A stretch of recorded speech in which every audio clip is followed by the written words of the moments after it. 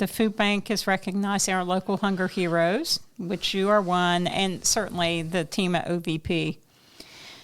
But let me ask you, we share a lot of the same service area, really. A lot of your offices are right where we live, too. What brought hunger onto your radar? Well, it's certainly something I hadn't thought about previously, unfortunately. We ask our operation managers, which is run our local offices, to donate 8 hours a month in the community, because community is one of our core values. And so we asked them, along with our staff, to get behind the cause, whether it be breast cancer, Facing Hunger Foodbank, and donate 8 hours and get your staff to buy into that and make an impact in your community. Because we always talk about, we want someone to say, my community is better because OVP Health is here. We take great care of our patients. We provide great opportunities for people for employment, but yet we provide terrific support to the community, and that's how we want to be thought of.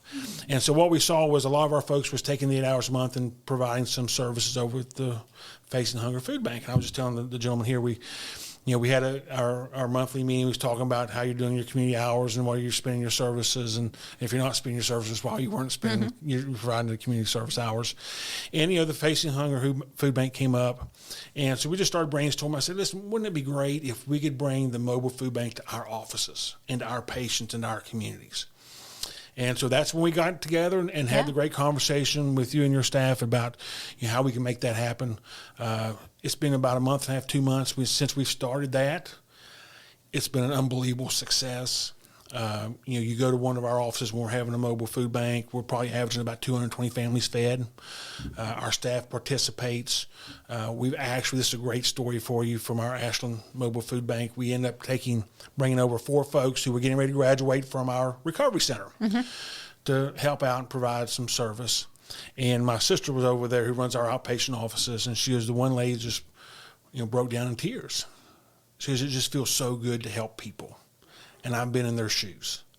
And it's just, you don't think about it until you participate at that level. The need that is in the market for, the Facing Hunger Food Bank. And I don't know if we've done anything that's had a bigger impact as relates to community services as what we're doing with the Facing Hunger Food Bank. I mean, it is tremendous what we're seeing, the response that we're getting from the communities, not only our patients, from the mayor, from the local police department. I mean, we was down in Louisa, the mayor came by, had his police, because it gets so busy, it causes some traffic jams. And so we're in downtown Louisa in my office there, and he sent a couple of policemen over to help direct traffic. And my sister says she's apologized, and God says, don't you ever apologize for doing what you're doing. And whatever help you need, you just call me, you'll get it. Just keep taking care of our people. And so that just goes back to, really, we're having an impact in our community. Yeah. And that's what we want. And that's what we challenge our folks to do, is to make an impact in the community, not just by providing the patient care that we provide, but going into the community and making a difference. Well, let me tell you what kind of difference.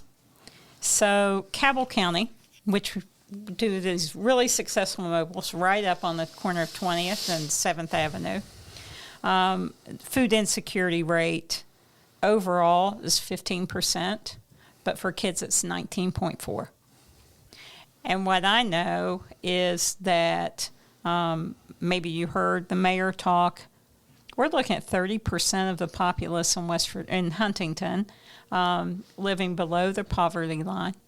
And then an additional 20% of this same area struggling. So here you step up. We have another mobile. Logan County, 20% overall food insecurity rate. The kids are 30%. Mingo County, where we have huge mobiles down there, overall rate 22.5%.